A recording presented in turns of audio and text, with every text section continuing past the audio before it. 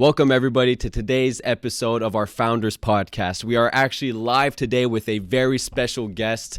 He is a rising star in the men's fashion industry here in Canada. He is the maker of this suit, this shirt, and many more things that I have in my closet. He is the founder of Axel Raymond Tailors, my brother, my good friend, Axel Raymond. Enjoy. All right, Axel, welcome to the podcast. How are we doing? I'm doing fantastic. Thank you for having me, guys. How are you guys doing today? Doing good. We're doing good. Happy Awesome. New Year. Happy New Year. Happy New Year, everyone. And it turns out great. First podcast of the year, and we're actually all live in the studio. So we've got Axel, the man, in the house right now with us today. Thank you. And today, Axel, I want to talk about the company you have today, the company you built, the journey, how you got here. What are your plans for the future? But first, in our few companies now, me and Chris, one thing we've been talking a lot about, we have a theme for 2024. Okay. The theme for 2024, the previous year was more of a year transition. He moved to Quebec, I moved to Sherbrooke. There's a lot of things going on, and Chris also had his son. So a lot of things, moving pieces. But now 2024 is what we're calling the year of action, where we're done talking about doing the thing, we're doing the thing. We're done planning it, we're doing it. So I want to know, for you with Axel Raymond Tailors, what is a theme, or is there a word that you're going into 2024 and you're going to attack the year with? Definitely, I would say the ease, for sure. This is 2024 for me. I would say it's going to be one of my biggest years, for sure. Why do I say that is, since moving to Canada in general, I've always lived in Ottawa. For most of you guys that knows Ottawa pretty good. So I was always in Ottawa. However, I do visit different bigger cities, like in terms of Toronto, Montreal, and things like that. And, based on what I do in general, I kind of decided that, Montreal is kind of more of an area that, it's more to the nature and style of what I do, or what I'm trying to portray or trying to grow in terms of my business wise. So this year in 2024, I made a big decision in my life to relocate to Montreal, to tackle this big dream that I have in mind, for sure. All right, so I want to talk about the move. But first, I do want to back up all the way to high school. Who were you?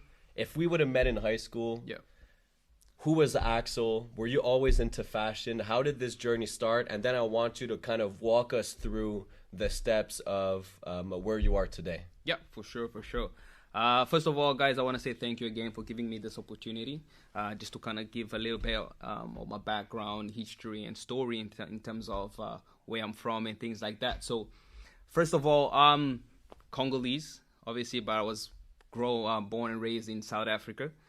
For some of you guys that know South Africa, Cape Town, that's where I'm from. Spent all my years there. I went to school there. Went high school even there as well. So in terms of where the fashion came from, I personally came from a fashion family. Is that right? Yeah, my mom herself is a seamstress. So my mom used to make, but she was more focused on African attire type of things like that. So she has her own boutique. She used to make shirts. She'll make dresses. So that's how I started growing that passion for fashion throughout the years. And I was one of those kids that was never scared to try new styles when it comes to fashion, right? Like I would always try something, and I'll get a lot of compliments at school, in terms of high school and stuff like that. And it's always been like that all my life, right? Because most of the time my mom will do something for me, and then I will put it on. I'll go see my friends. They will give me more compliments, like, where'd you get that? Because it's kind of like something more unique. So I started getting into that fashion love or fashion world slowly like that through my mom and things like that. And as time was going by, I relocated to Canada about 2016. That's when I relocated here.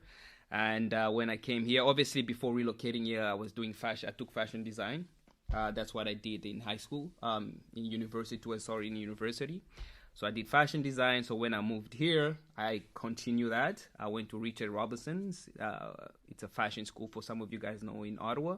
So I continue my studies there as well in terms of the fashion world. And that's how I grew the fashion, the style, the love for fashion and things like that.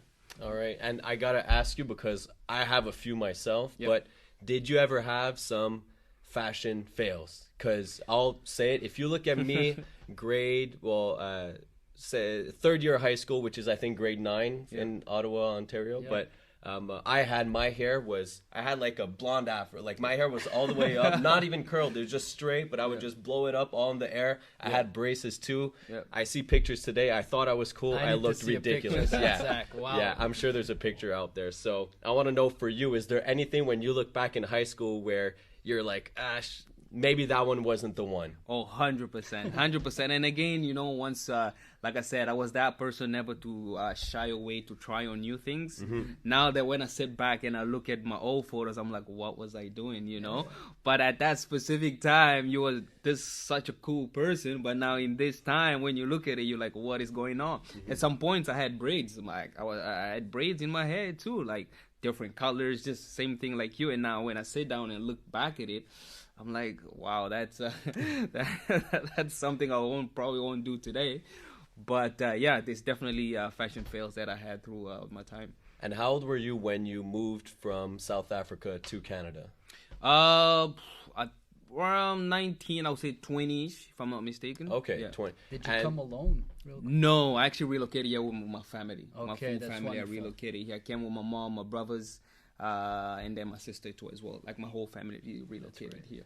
And fashion-wise, because I'm sure there was some aspect of the culture that must have been some type of culture shock, but specific to your domain, fashion, was there something where you saw the style was completely different than how it was in South Africa?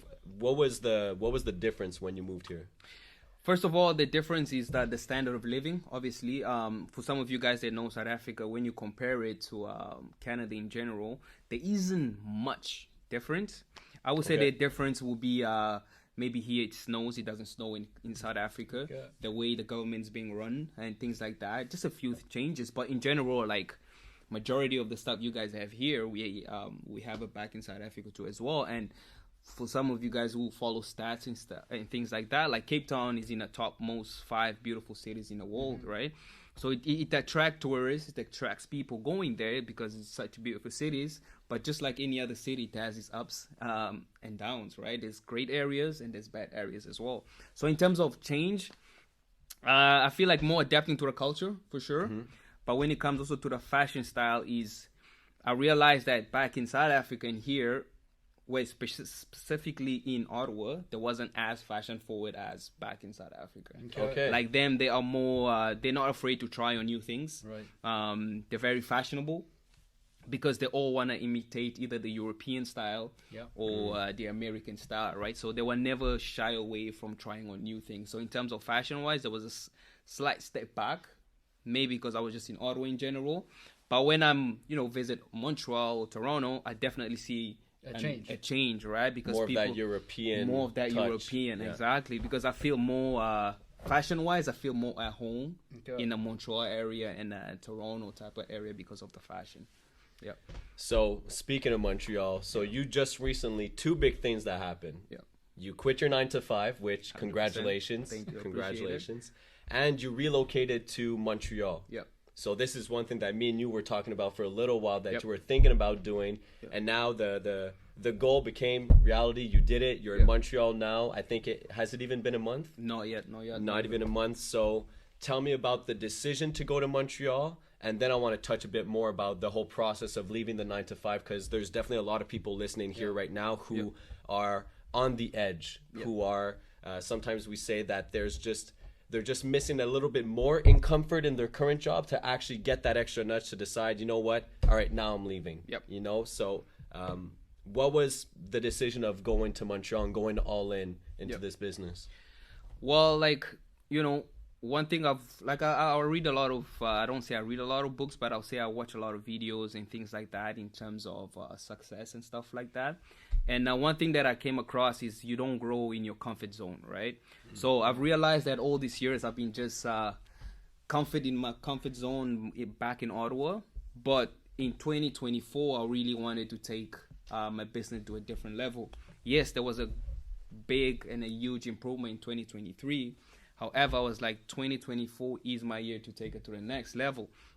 So in 2023, I decided to obviously quit my 9 to 5 job, and just 100% focus on my business, because what I realized in 2023 is, I missed some of opportunities when it comes to my business because of work. We all know how 9 to 5 can be. I will get opportunity in different cities, but I couldn't travel because of you have to be at work at this time. You have to be this. So I missed that opportunity. Whereas I wasn't investing in myself as much as I really wanted to. So this year I decided, you know what? I will take the risk. I will risk on myself. I will gamble on myself. And I'll quit the 9 to 5 and go full time for myself. And that's how I decided to, you know what, I'm going to go to Montreal. Number one is also, the reason is, first of all, my older brother is here. My mom also lives in the city. So number one is I'll be closer to family too. Then I have great friends, obviously, like yourself and all the other guys that we know. So that also kind of gave me that a little bit more comfort to want to move. But most importantly, just the diversity in the city, how big the city is in general, and the growth, the opportunity of growth for business and everything. So that kind of really influenced a lot on my decision to move to Montreal in general. So that's why I took the decision, and today I'm here. Now I'm settling, and I'm here with you guys. I'm doing this amazing podcast. Let me ask you this real quick, guys. Yeah. So a lot of as you know, we have a financial services business as well. Yeah. Can you talk to us a bit about the logistics of getting to the point where you feel comfortable enough, or maybe you weren't comfortable enough, but you still did it, to say, you know what, today I decide to quit my 9 to 5, to start my own business. Not only start your own business, you got 2 big transitions, as we just mentioned. Started your own business and moved to Montreal. So can you talk to us a bit about your thinking of that process? Am I ready financially? Or how'd you set yourself up to be able to do that transition as well? With that being said, to be honest, I don't think that you can ever be 100% ready for that, just because life throws a lot of things at you, right? So it's mostly like that decision. I won't sit here and say I'm super comfortable, no, because everybody is different, right? Your level of comfortability won't be mine, and so on and so forth. So I won't say I'm super comfortable, but I'm pretty much managing. And how did I come to that conclusion is, first of all, you got to have people that pass through it. That's a really big thing, just to learn and ask some advice for people who've been through it. So the person that I really used to look up, ask a lot is Zach, obviously, because Zach did it. So I used to ask a lot of questions. How do you go about it and things like that? So I kind of gave myself, it's all about discipline, right? You kind of analyze in terms of what your life expenses are. And if you're willing to cut down a few things in order to, take on this challenge, because definitely the way I was living is not how I'm going to live today. Just because, it won't be the same as I was comfortable back then, because now it's a new city, it's a new challenge. You got to step back, notch down a few things. But yeah, in terms of that decision, I would say most importantly, get advice from people who's been through it. Right. And the other thing is learn management, finance management. If you don't have any idea about how to manage money, get assistant as much as you can before you take on that decision. But to be honest, you will never be ready. It's just something that you have to do as a guy. It's a gamble on yourself and on your life in general. I love that answer. What are things that you did end up cutting back on? Because you mentioned there's a lot of things that you had to sacrifice in order to make room for this new journey and all that. What are a few things that you did have to sacrifice? Number one is unnecessary spending, right? When I compare myself to the old me, for sure is I used to be a person to go out a lot. Like I'll go try out new restaurants. I'll try out, and when I go out, like minimum, like I'll spend is maybe $150 every night going out, right? Minimum, right? So that's the one thing that you want to cut off first. And all the other unnecessary things that you don't really need in your life, right? So let's just start there, because I feel like the biggest thing is first notching off the unnecessary expenses. Like for me, it was that, and also shopping. Like I used to shop a lot, right? I was one of those type that I would just go in the store, and I just see something I like. I don't really need it, but I'll decide to get it, right? So notch that down off. And just by doing just those two, I realized a large amount of saving that I did throughout. And also just being more realistic on where you want to live, how much you really want to spend on this. Do I really need this and that? So everybody knows the good and bad habits out there. So it's mostly just trying to find out which one is yours and notching that down. I like it. It brings me back to my first year in the business. Yeah. Our special event every Friday night was one pizza. That's it. My wife and I would sit down, go to Domino's. They knew our names. We were there we were there 52 weeks a year. Oh, wow. Christian, what's going on? One day I missed 2 weeks. I said, where were you? Were you on vacation? I was in Florida. So it's crazy. Going back, you have to sacrifice some things, but without doing it, you'll never unlock your full potential. And you won't even feel, well, not that you won't feel as accomplished, but there is no greater accomplishment than betting on yourself and succeeding. Yep. So that's great, and it touches me. And one thing that I love that you said, which is totally true, and is probably going to speak to a lot of people out there, because like I said, there's a lot of people who are on the edge, who have that idea, but who, again, think, I'm just not ready yet. Yep. But you said it best. You said, you're never going to be ready. Yep. So because there wasn't a moment where you told yourself, numbers look good, okay, I'm ready to make the change, what was it that made you make the decision of, okay, I'm going to do it now? To be honest, it all comes down to Chris, what he just said, is to gamble on yourself, right? I was always, growing up, ever since moving to Canada, I was always have that entrepreneur type of mindset, right? Like I never saw myself working for somebody for the rest of my life. That's one thing for sure. Like I would be at work. Yes, we had to work in terms of to create some sort of capital and to live and stuff like that, save and so on. But the goal was always to work for myself, right? And not just that, also I wanted to, provide something that makes people appreciate themselves. Because we all know, like, when you dress good, you feel good, you have full confidence and so forth, right? Like, we all know how, when you really look good, you have full confidence, right? So that's also another part of that really just, make me like, you know what? I'm tired of living like this. How about let's switch it up? Wow. Right? We can't just be in the same place every time. Every year, because like since 2006, we all say every Happy New Year every year.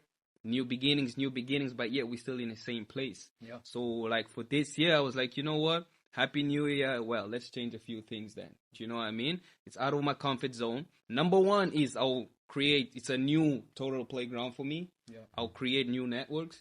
Where it gives me the opportunity to create new, friendships, which is very, very important. It's very important who you bring closer to you in terms of your success, because you know what they say, show me your friends and I'll show you who you are. That's really true, because it's your success will be based on the people you surround yourself with, right? So create a new environment that adds some sort of value to your life, and so on. So it gives me that opportunity to start fresh, right? It's a new year. New start, let's take on a new challenge, and not just on anything but on yourself. So yes, there is people at home thinking about quitting their 9 to 5, but also when you knock it back down, don't just quit your 9 to 5. You gotta have a plan. Okay, if I quit this is what I'm gonna do. Don't just okay, no, I'm gonna quit. No, but you gotta have some sort of plan that, okay, when I'm stopping this is what I'm tackling, and it has to happen. So as for me, I'm in it to win it. Yep. I'm not here to quit, because I know I will make it. I know where I want to be, and I know I will be. No matter how long it takes me, it's like I'm in it to win it, right? So there's no backing out. It's not like something I'm just trying, okay, if it works, it works. Like, no, it's something I love. It's a passion that I do, right? So don't just quit your job. You got to, be sure to know, okay, if I quit my job, this is what I'm going to do, right? Yeah, and that's something where I made the massive mistake where I had a plan, but I didn't prepare my finances. I didn't have a long-term plan. I just quit because I had one client, and I was like, all right, I have one client. I'm going to build off of that. I was just in such a hurry to quit my 9 to 5 where I could have waited maybe a year, and it would have been not as much of a bumpy road. Yep. But at the end of the day, do I regret? Absolutely not. Yep. But it's good to say that, because people out there, don't go and quit. I'm telling you, it's not worth the headache. Actually have a plan, and what we usually tell people is keep working. You're the perfect example. Yep. Keep working your 9 to 5, build the side hustle. And Yep. once that first of all, once you've saved up enough money and that your side hustle is actually providing enough income where you can cover your basic needs and you've learned to live on a lower cost of Yep. living, you figured out what are the unnecessary expenses and you brought that down, well, then you're ready. 100%. And maybe you won't be ready in terms of everything's going to go perfectly, and in your mind you're always going to have doubts. Yep. But at least you're going to be ready in the sense that you have something to fall back on. 100%. That was the biggest thing. 100%. And now I want to dig in more to Axel Raymond Taylor. Yep. I want to dig into more. This is elite, high quality. I mean, this shirt, this suit. I don't wear anything that's not Axel Raymond anymore. I have other suits, but I don't wear them. They're just collecting dust in the closet, and I have more. Suit's retired. Yeah, burgundy. But see, now I need a new one because the So burgundy suit was kind of a little trademark I had going on, but now I need a new one. So next order is going to be burgundy. No but problem. but yeah, I want to dig in more to just kind of let you tell people what you actually do, what your focus is on, and what is the Axel Raymond touch that you put into the garments that you produce. Yep, for sure. So yeah, so basically Axel Raymond started, I would say I decided to start Axel Raymond back in 2018, in Ottawa, obviously. Now, obviously, we all know my passion for fashion came from family and things like that. But when I moved here to Canada, my first job was actually working for Hudson's Bay. Okay. Okay, I worked there too. Oh, you So, worked yeah, there? yeah, Awesome, not for awesome. long. It didn't go long. So I worked at Hudson's Bay, specifically in the shoe department. And I was always the sharp dressed in the shoe department, you know. And obviously, customer service has always been my thing because I've already started in the fashion industry and just how I was raised in general. So customer service was always in my blood, type of thing like that. So as I was working one day, so I was helping this gentleman out. He was really well dressed, and for me, since in Ottawa you don't see a lot of people well dressed. When you see one, you will actually notice that person. And for me, it doesn't hurt like, hey, you look really great. Like, I like your outfit, right? It doesn't hurt to tell somebody that. And I was giving this guy the great customer service. He ended up buying 3-4 pairs of shoes. Wow. And then as I'm checking him out, he's like, hey, do you like your job? I was like, yeah, well, he pays the bill. I like it, right? And then he slides me his card. He's like, hey, if you want a new opportunity, I own a store upstairs. If you want a new opportunity, here's my card. And then I look at the cards, it said Stars Man Shop. At that point, I didn't know what was Stars. He's like, are we on the second floor? Sure. And then, I went on my break. I quickly ran out to see the store, and it's a man suit store. It was a Stars Man Shop. And then I called him, and then obviously he gave me a new opportunity as a full-time at this Stars Man Shop, and I was a full-time employee there. So that's where everything started, is this passion for suits specifically. Started then when I started working for Stars Man Shop. And then, I started learning about suits, this and that. And then also that accompanied by with the part-time school that I took in fashion. I learned how to actually construct a suit from scratch. So as we speak, I can construct a suit from scratch. Every piece, patterns, fabrics, how to put everything together. So that's where I started growing this passion for suits. So I wanted to take it a step level, a notch up, because compared in the areas where we were in malls, we have big stores. Obviously, most of you guys know the Harry Rosens, of course, the Indochinos. So I walked into these places and I see the services they provide in general. No, I don't know. We're not going to talk about prices. Obviously, they know their own prices, but we know it's pretty pricey when it comes to a custom or made-to-measure suits. So I was like, so I started thinking to myself, how about I create the same idea, more affordable, give people the best fabric, so they can feel best about themselves. And that's where the idea came of starting my own Axel Raymond Taylor. And that's how we started. Most of our fabrics, obviously, first of all, we only deal with super high-end type of fabrics. So we have 100% wool.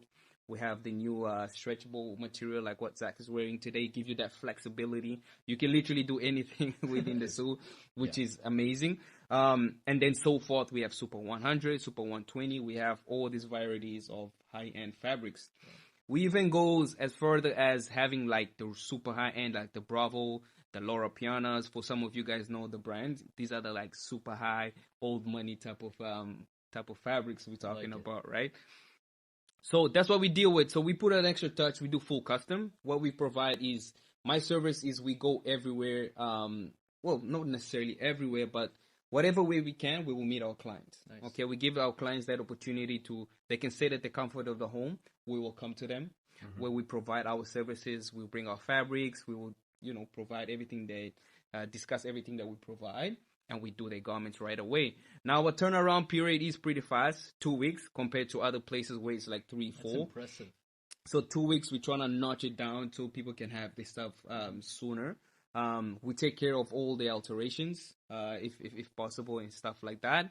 But for me, it's just, my goal is to provide a service, right? I want the customers to bring their idea, to bring to life the idea that the customers have.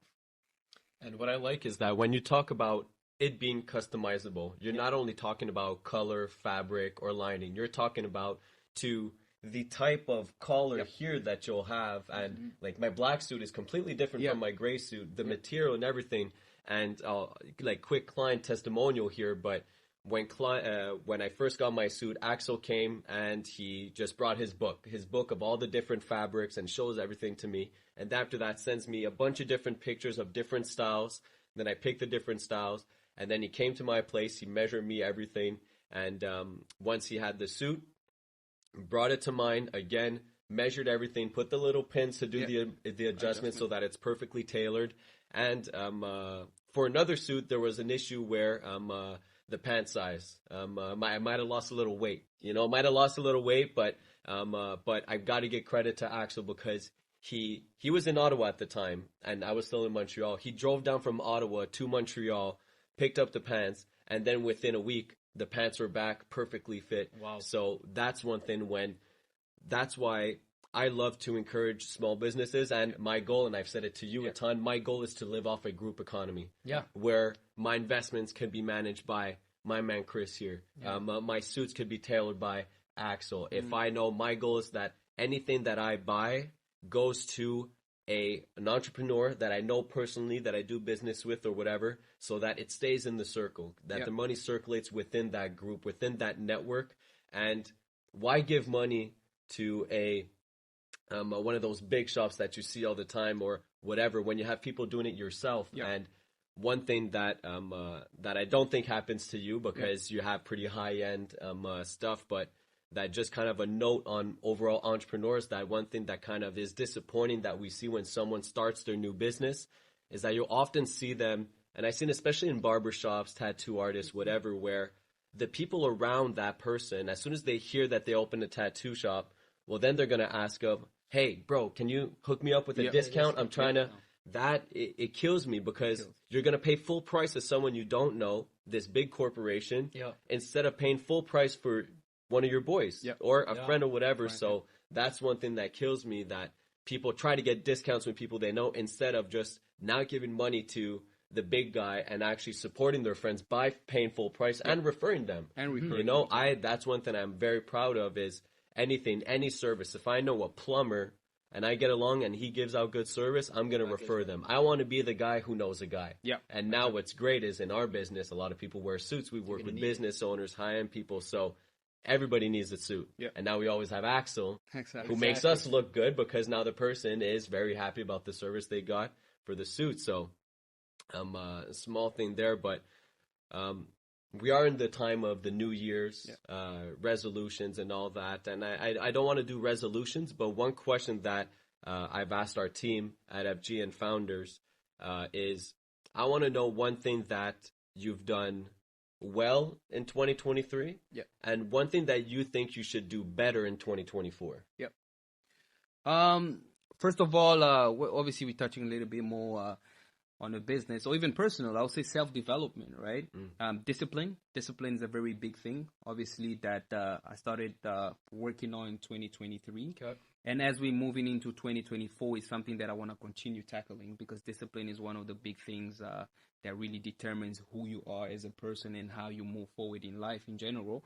So discipline for sure. And then in business is, I noticed that I was really more focused. I started focusing more on the business, and I've seen the growth in the business in general, returning customers really happy with the products, and even meeting new clients as we go on. So for the new year, obviously there's bigger plans. The fact that I moved to Montreal, so my goal, obviously the first goal is, opening a store, which is in works as we speak at the moment. So we are going big. When I mean like this year is our year for sure. So we are going big this year. Okay. So we're gonna be opening our first store in Montreal area. Wow. So that's our big plans as we're going in. And then our other thing that we're really looking forward to is our new fall, spring and winter collection. And one thing as well that we're going to be providing is, obviously 2023 was more, made to measure. So customers will come, we made to measure on the go. But as 2024 is coming in, since we're going to have a store, we will have a few things that's ready to wear for our clients as well. Right. Okay, so nice. we'll make like, we're not shifting away from our focus of still being full custom when it comes to suits and things like that. But we also realize that there's some customers that want something on the go right away, right off the rack. So we'll still provide, dress shirts, some few dress shirts that customers can just come in, grab it and go. Ties, accessories, mostly focus on accessories. And then something that I will introduce this year into the brand too as well is, touching into the more of the casual classic. The casual formal wear. So in terms of like maybe a nice polo shirt, a long sleeve polo, cashmere sweaters, easy blazers, dark jeans to go well with blazers. And then another thing that our focus on as well is our own custom shoes. So that is something that we are also working on. So like I said, this year is really big. We are going pretty much big. So, but we're going to start introducing small things as we go. So our spring campaign, we are working on it. It will come out very, very soon. So that's what is in work right now, and we're excited about it. I can't wait for you guys to see it. And I can't just wait for you guys to see our journey in general here, starting in Montreal. So keep an eye out for that. Yeah, and one thing that we'll definitely do is we're going to do a follow-up of this. Yes, we want another one, and you know what? We can probably do it in the store. 100%. Once you have the store, we'll do another podcast. We'll do it in the store, kind of put more things on the map there. Yep. But we haven't, like, another 10, 15 minutes together. Yep. One thing that I think a lot of people right now are just urging to ask you is some basic tips for suiting up. And maybe someone who doesn't have $1,000 budget to start. Someone who is buying either their first suit or they're getting into the job market, so they need to get a few suits. I think we've all seen the classic video, I think it's Steve Harvey, where he says you need a black suit, a gray suit, a blue suit, and then you need two white, two creams, all that. So what would be kind of your version of the ABCs of being a nicely dressed man? Nicely dressed. Yes, for sure. With that question is pretty broad. So like that, the answer that Steve Harvey gave is kind of like, what you want to be looking at. So if it's your first time into the suiting business, what I always focus on is the basic colors, right? Something that you can wear often. So like you for sure, black is a must, because black, you can use it for different type of event. Your dark blue, your charcoal gray, and things like that. And most importantly, you also want to make sure you have shirts, white dress shirts, 2 or 3, because you want to be rotating them, right? You want to have like a light blue type of shirt too as well, just to give it that versatility and things like that. But for me, when it comes to suiting, it's not necessarily all about the color, right? But it's mostly, for me, what my focus is on the fit and how it actually fits on your body, right? Because you can be wearing a $10,000 suit, right? And then, just there comes another guy who's wearing just like a $300 suit, but the $300 suit looks really great on the guy than the $10,000 suit. What's going to capture people mostly is how it fits on the other guy than you who spent $10,000 on it, right? So you may just be wearing a name brand, but it's mostly of how it fits on you, right? That's why our slogan came in, crafted for you, because it's literally custom to your tailoring, right? And to the way you like things, right? Because growing up, obviously, when I started into this fashion and there's custom suits world. Like my icon, the person that I really look up to when it comes to this is Tom Ford. Okay. Right? And he's very elegant, minimalist. You know, you give it that really classy look. He doesn't really scream a lot of colors out there, but whatever he puts on, it looks really elegant. Yeah. So that's our vision going forward, is to have every garment just give off that elegant look, right? But still very classy at the same time too. So that's why our main focus is mostly on how it fits on your body. And that obviously come along with the fabric that you choose and the different textures of how we play around with few things that will kind of put everything together. And one thing you mentioned for the store is accessories. Yep. So what are some must-haves or things to consider as accessories when you're buying a suit? Yep. So first of all, the first thing I would say is a pocket square. Very important. We're missing right? out. Yeah, see? All right. We're missing out. So pocket square just elevates that look just a little bit more, right? Because for example, just if I take out the pocket square, it's just a regular it's a big difference. But when you just toss it in there, and there's no specific way of putting it in. I was just going to ask, how do you put it in? You don't necessarily have a style. Some people have different ways of doing it, but the way I do it is just, I try to create like a little puff mushroom type of thing, and then I just slide it in there. Okay. So it kind of gives off that puffy look, right? Yeah. But you see how it elevates it right away. It blends in everything together, right? Pocket square is very important. A lot of people don't like wearing ties, so the pocket square kind of replaces that. You can have just a t-shirt, but a pocket square still gives it that classy look. Now, some people like notching it up with a lapel pin. Yeah. It used to be the big thing back in the days, but now it's slowly going away. So some people still really like it. And then if you want to elevate it even a little bit more, I would say the cufflinks. Yes. All right. There's another thing that it's a really must-have. Cufflinks just elevates more classier. Let's say you're going to a cocktail event or like a wedding.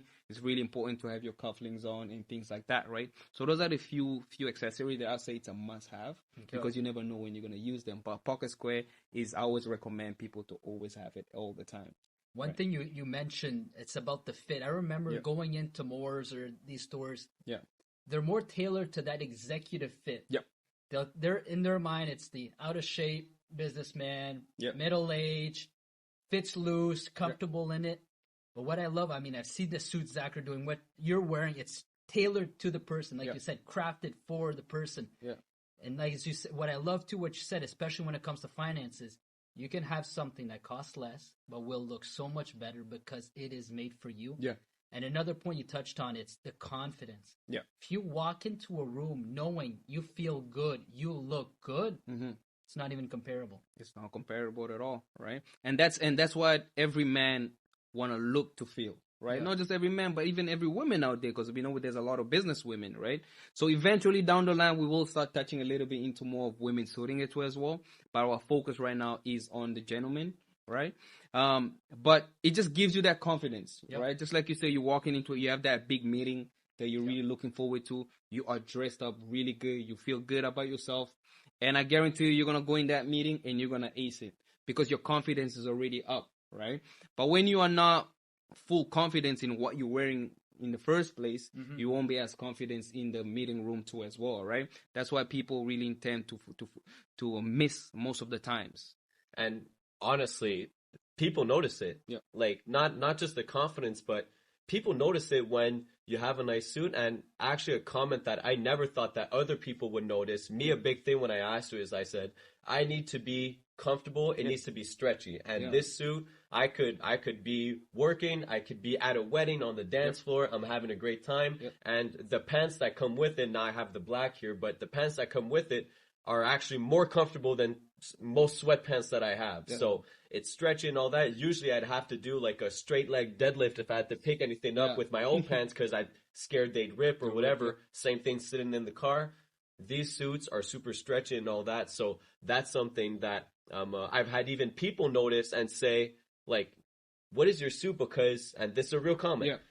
What is your suit? Because you don't look stuck at all. T'as de l'air bien dans ton suit. T'as pas de l'air pogné. And then I was like, damn, like, you notice that? And because people just see, if you're in a tight suit, people will notice that you're instead of just doing this, you're doing that. Because you can't do the full, you know? So that's a small thing that comfort-wise, and people kind of notice how comfortable you are in the suit, how you can act more naturally, and don't look like a stuck-up executive in his classic suit. So that's one thing I really appreciate.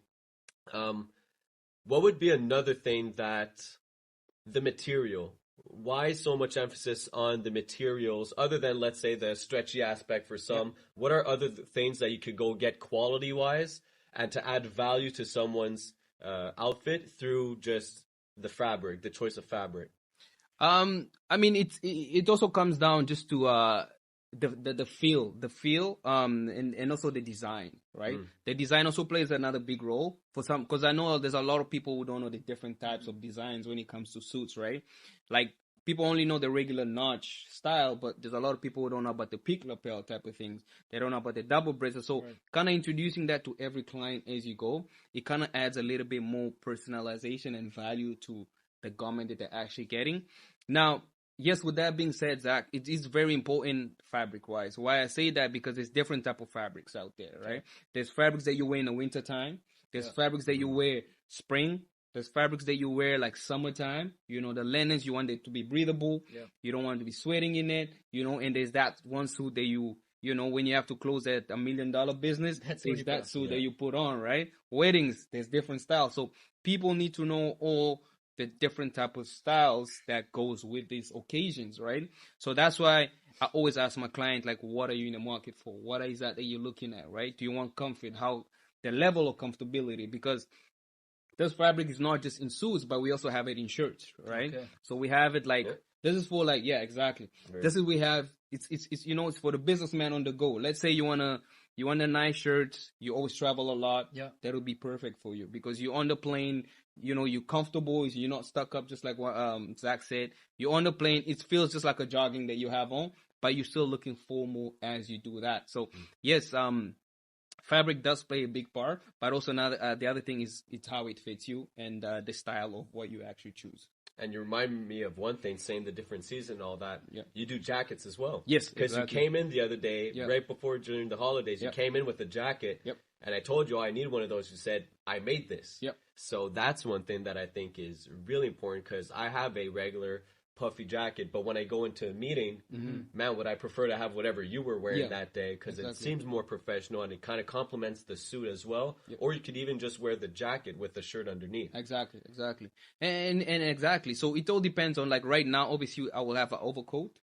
Right, that I can put on top of my suit, that, you know, will still look very professional and very elegant. Now, part of the spring and winter collection will be kind of like a windbreaker type of thing, right? Mostly of that type, but still very elegant. You put it on top of your blazer, you'll still look good. Even if it rains, you still kind of have it, which will be waterproof, obviously, and things like that. So it's all about playing with the fabric for the different type of season. I need to ask you a fashion advice question. It's a yes or no type of answer. I've always wanted to own a classic bomber jacket with shearling. Like Shot NYC, they make the black with the, you know, you got the fur around and that. Is that a good style, a bad style? Depends on the fit. What are your thoughts and comments on that? It's definitely not a bad style. That I will say that. It will come down to the fit, number one, and also the style of it, right? And also how you will dress it up at the end of the day. Right. So when I'm touching back on in terms of fashion wise, when you look at people like Tom Ford and people that are already you know, very successful, he does have something like that. He has a bomber jacket with shearling on the inside, but when he dresses it up, he will either put a black turtleneck and nice dress shirt with some boots. Right. You still look very sharp, very elegant, but then the statement piece will be the jacket. Right. Like, so when you have the jacket on, you wanna keep it, you know, dark colors for the rest of the items, whether it's a shirt or a t-shirt that you're going to wear under. Keep it simple. Don't go too many colors, but dress according to that one statement piece. So it's definitely wearable and you will still look very classic. It all depends on the fit and the style. Okay, I appreciate it. No problem. All right. So before we wrap this up, it's already been about 45 minutes. So, platform is yours, floor is yours. Tell people where we can see you, where we can join you, where we can get Axel Raymond on Instagram, all the platforms. And also, if someone wants a suit, how do they contact you? Which regions do you go? So kind of give you the floor there to finish off. No problem. So first of all, we are on all social medias. Just like you guys know, our website is axelraymondtailors.com with the S at the end for tailors. Instagram is Axel Raymond. You will see the first one that pops up. Same thing for Facebook too as well, and things like that. So in terms of, getting a suit done or stuff like that, you have to book an appointment with one of us. One of our specialists. With me, obviously, will be me myself. So you can either do that through our Instagram or you can do through our website too as well.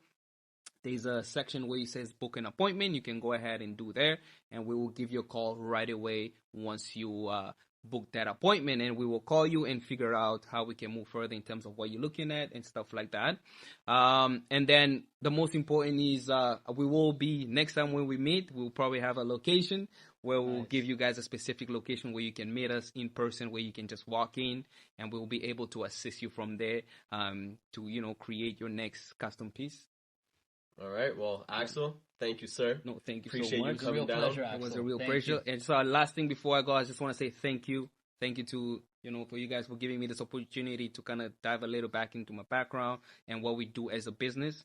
So, thank you so much for that. It's our pleasure. This is to be continued. Next time, 100%. We'll see each other at the shop. Awesome. Thank you so much, guys. And thank you, everybody, for watching, for listening. Make sure you subscribe to, the amazing family here. And we will see you guys next soon. All right. Thank you very much. Bye. Cheers. Thank you.